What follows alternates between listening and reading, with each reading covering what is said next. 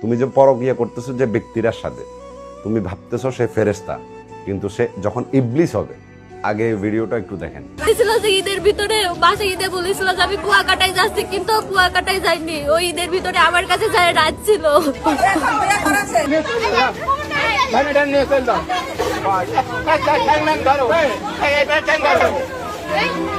এবার আমি আপনাদেরকে বলি আসলে এখানে ঘটনাটা কি হয়েছে। এই যে মেয়েটা দেখতেছেন এভাবে কান্না করতেছে বা তার পরিস্থিতি খুবই খারাপ দেখা যাচ্ছে। ঘটনা যেটা হলো, এই মেয়েটার একটা সুন্দর সংসার ছিল, হাজবেন্ড ছিল, বাচ্চা ছিল, সব কিছু নিয়ে অনেক খুশি ছিল।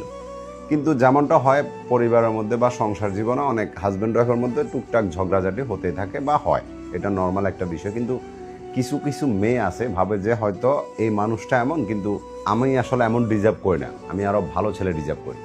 তো ওই টাইমে এই মেয়েটার জীবনে একটা ছেলে আসে, আর এই ছেলেটা ওই মেয়েটাকে সেম সে যেভাবে স্বপ্ন দেখছিল ওইভাবে তাকে স্বপ্ন দেখাতে শুরু করলো, তাকে বুঝাতে শুরু করলো যে তোমার হাজব্যান্ডের থেকে আমি তোমাকে 1000 গুণ ভালো রাখবো, এবং শুরু হয়ে গেল পরকীয়া সম্পর্ক।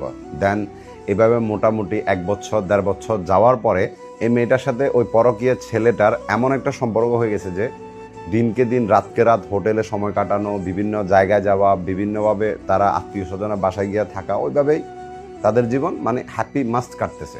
তো মেয়েটা বারবার বিয়ের কথা বলতো, তুমি বিয়ে কবে করবা, বিয়ে কবে করবা। তো ছেলেটা একবার এক একটা বাহানা দিয়ে ওই জিনিসটাকে কোনো মতে কাটাই দিত। দেন এভাবে একটা সময় যাওয়ার পরে ছেলেটা বললো যে ঠিক আছে আমি তোমাকে বিয়ে করবো, আগে তুমি তোমার হাজব্যান্ডকে ডিভোর্স দিয়ে দাও। দেন যেমনটা ছেলেটা বললো তেমনটা মেয়েটা করে ফেললো, নিজের হাজব্যান্ডকে ডিভোর্স দিয়ে দিল। ডিভোর্স দেওয়ার পরে উঠছে গিয়ে নিজের বাবার বাড়িতে। বাবার বাড়িতে উঠার পরে ছেলেটা আজকে না কালকে, কালকে না পরশু আনবো তোমাকে, বলবো তোমার কথা, এভাবেই চলতেছিল।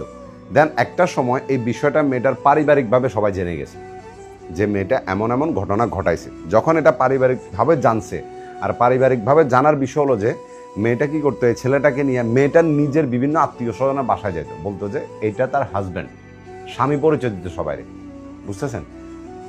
আর এই স্বামী পরিচয় দেওয়ার কথাটা ছেলেটাই বলছে যে তুমি আমাকে সবার সামনে নিজের হাজব্যান্ড পরিচয় দিবে, কারণ আমি তো তোমাকে বিয়ে করবো, এই সমস্যা কি। দেন একটা সময় যখন এটা মেয়েটার পরিবার বুঝে গেছে বা জেনে গেছে, তখন এবার মেয়েদের নিজের ঘর থেকে বের করে দিয়েছে যে তোর মতো মেয়ে আমাদের দরকার নাই, তুই বাইরে।